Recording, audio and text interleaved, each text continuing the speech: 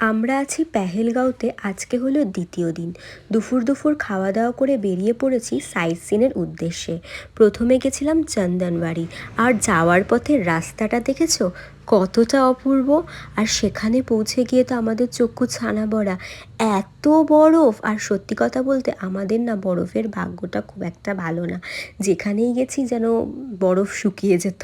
আর এখানে এসে দেখছি এত বরফ, দারুণ দারুণ এনজয় করেছি।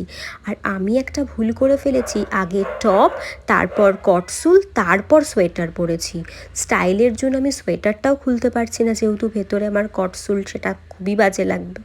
যাই হোক, এই ভুলটা কিন্তু তোমরা করো না। আর বরফের যখন সূর্যের আলো পড়ছিল এত গরম লাগছিল, ঠান্ডা আমার মাথায় থাক, এত গরম লাগছিল, পুরো ঘেমে মনে হচ্ছিল স্নান করে যাব। আর সত্যি জায়গাটা অপূর্ব সুন্দর। দেখা হচ্ছে নেক্সট আরও দুটো সাইট সিন নিয়ে। টাটা।